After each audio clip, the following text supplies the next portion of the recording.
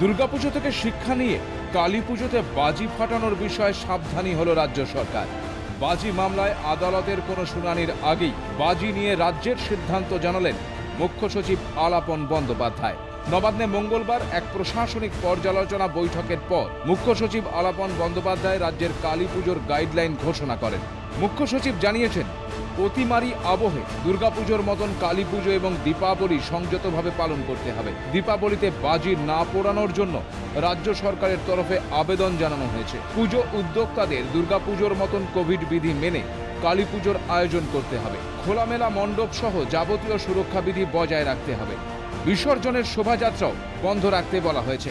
প্রতিমা নিরঞ্জনের দিনক্ষণ ও পদ্ধতি নিয়ে পুলিশ পুজো কমিটিগুলির সঙ্গে কথা বলে প্রয়োজনীয় ব্যবস্থা গ্রহণ করবে।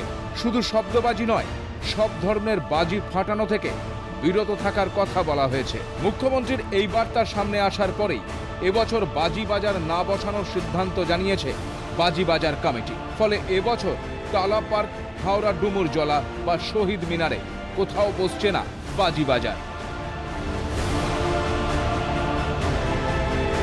রাজ্যের এই সিদ্ধান্তে হতাশ বাজি নির্মাণের সঙ্গে যুক্ত ব্যক্তিরা।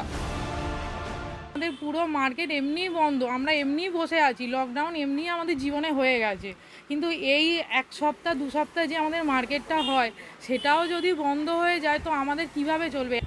সারা বছর আমাদের এই বাজি দিয়েই থাকতে হয়। আমার ছেলের পড়াশোনা, আমাদের খাওয়া দাওয়া, পাতা পিতা সবই তো এর মধ্যে ইনভলভ। এখন যদি হঠাৎ করে আপনারা বলেন যে বন্ধ করে দিতে হবে বাজির কারবার, কি করে আমাদের পেটটা চলবে? আমরা এত মানুষ, আমরা এর মধ্যে কর্মজীবিকা, এর মধ্যে আমাদের নির্ভর, এত মানুষ আমরা কোথায় যাব? হঠাৎ তো করোনা আসেনি, বাজির জন্য কি করোনা এসেছে? বাজির জন্য যদি করোনা আসে তাহলে বাজি বন্ধ করে দিক, দেব বলুক যে করোনা হবে না, তাহলে আমরা বাজির কাজ বন্ধ করে দেবো। করোনা আবহে আগেই বাজি পোড়ানো নিয়ে কড়া সিদ্ধান্ত নিয়েছে রাজস্থান সরকার। দীপাবলিতে আতশবাজি পোড়ানোয় নিষেধাজ্ঞা জারি করেছে মরু রাজ্য, কিন্তু নিজে থেকে সে পথে হাঁটার সাহস দেখায়নি নবান্ন। কলকাতা হাইকোর্টে মামলা দায়েরের পরেই টনক নড়েছে রাজ্যে।